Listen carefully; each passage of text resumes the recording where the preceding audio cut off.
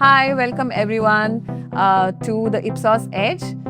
This is a podcast series from Ipsos India where we talk about topical themes, but there are a lot of health issues that are linked to it, which people are not as aware of in India as in other countries. They still find it a little difficult to lose weight and take it on as a personal failure. There's guilt, there's shame, and a lot of things that are associated with weight loss. I can't match yours. The only change which has happened recently, which is a big one, is that the half-life of the drug has increased a lot to say around 5 days time now. While earlier patients used to actually inject themselves almost every day, and now they just need to inject once in a week and it gives a much better result than the earlier GLPs. Yoga is a very common practice in India, obviously, pranayam. We are on our part 2 of the obesity series, and today we have two guests with us. Let me introduce them to you. Dr. Karkhanis is the founder and director of Dr. Tvacha, which is the India-wide chain of clinics. Welcome, doctor. Thank you. And with me is also Gauri Pathak, who is leading healthcare for Ipsos India. And Gauri and I catch up very often on various health-related and other discussions and discuss our gym routines as well. Welcome, Gauri. I can't match yours. So, today we are, like I said, continuing with the discussion we had in the part 1, where we spoke about obesity, how people living with obesity face a lot of challenges in weight loss, and how we really need to be sensitive to a lot that is happening. It's not just about weight loss, but there are a lot of health issues that are linked to it, which people are not as aware of in India as in other countries, and that how even though people try to adopt various solutions, they still find it a little difficult to lose weight and take it on as a personal failure. There's guilt, there's shame, and a lot of things that are associated with weight loss. So today we are going to try and elaborate a little more on the solutions that are available to us for weight loss. So Gauri, if I ask you, what kind of solutions can people resort to when they are really, they're trying to lose weight and become, like we have discussed? So one is obviously the fat diets. I think those are very popular in India. We see a lot of people following them. Traditionally, when people sought opinion from doctors, the approach was for doctors to advise them to watch what they eat, exercise regularly. Yoga is a very common practice in India, obviously, pranayam, etc. Start walking regularly, etc.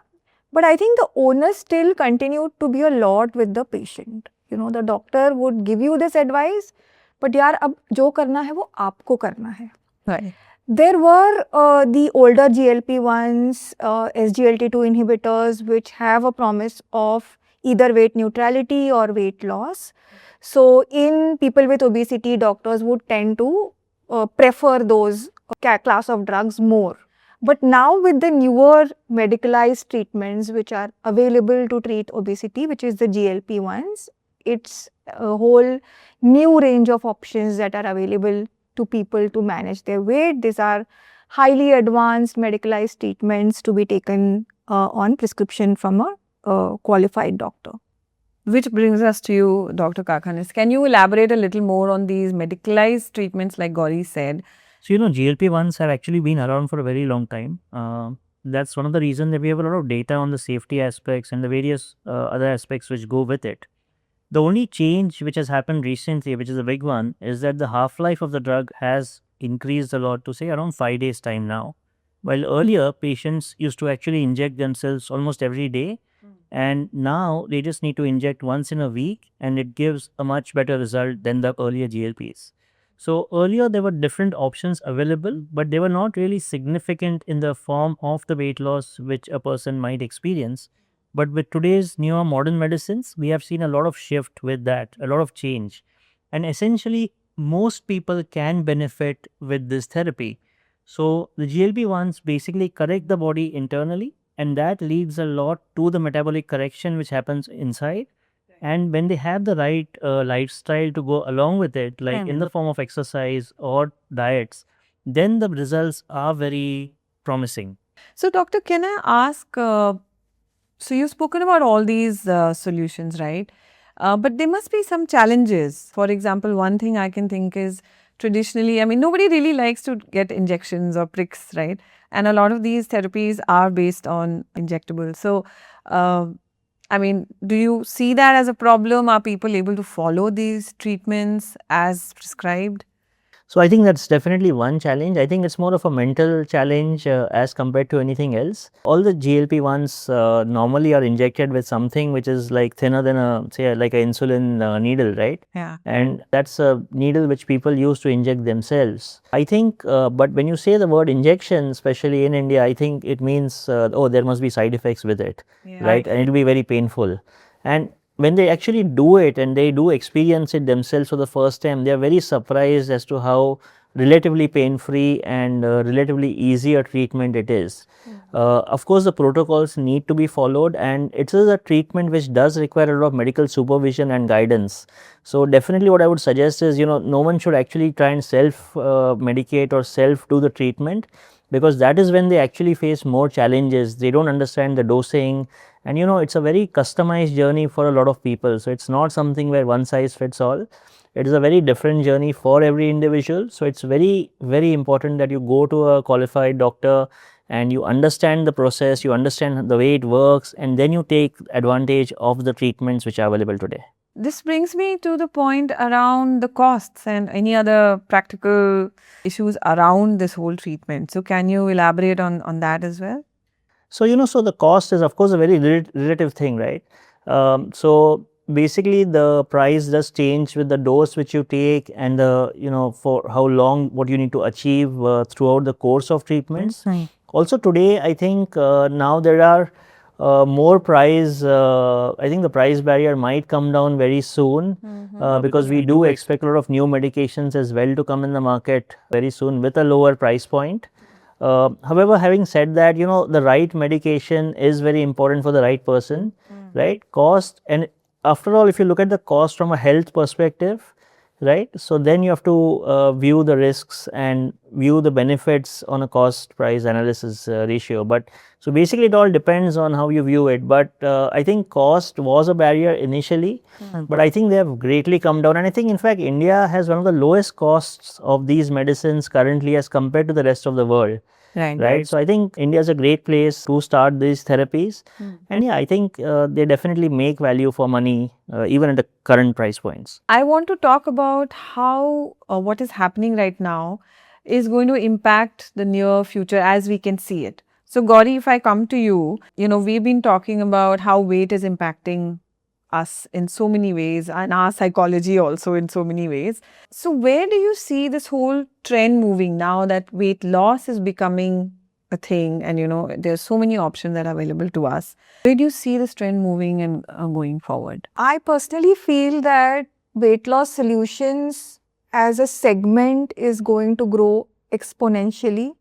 One is of course the medicalized treatments, but apart from that, as doctors said, that it cannot exist alone, right? The medicines have to be coupled with a healthy exercise, a protein-rich diet. So I do see that people enrolling, as and when they take the medicalized treatments, they will enroll in gyms probably. They will have protein-rich diet. There could be some nutritional insufficiencies that they may need to correct. So they will consume vitamins, minerals and supplements. I do see these categories growing as well, and I'm really so happy about it. That's right. Doctor, do you also see that, as people are losing weight, I mean, this is also a question from me personally. Do they continue to make these positive choices, or it's like, oh, I'm losing weight and now I can stop doing all the hard work and just sit and enjoy my weight loss? Actually I've seen a lot of my clients actually like to do the work once they see that initial change in themselves, right? So once they see that first positive signs where they've actually passed some barriers which they mentally had that they would never get beyond this certain weight, right? And once they do that, they are actually very enthusiastic to join gyms or do, because then they want to also go on a self-love journey and further improve themselves. So, as a last question and maybe a little fun, I want to ask everyone, and I will also give one message to our audience who is listening. We've talked about a whole lot of things, but out of that, if you had to distill one thing to leave behind as a thought from you, what would that be? Gauri, you want to go first? I would say destigmatize obesity and talk to your doctor about it. Yeah. I would say that today weight loss has become a lot more achievable than it ever was in the past. Definitely go and meet your doctor and, once discuss with them and find out what the modern solutions are and understand it, and then choose, whether to go on that journey. So, yeah, so with that, we come to an end of the part 2 of the series on obesity.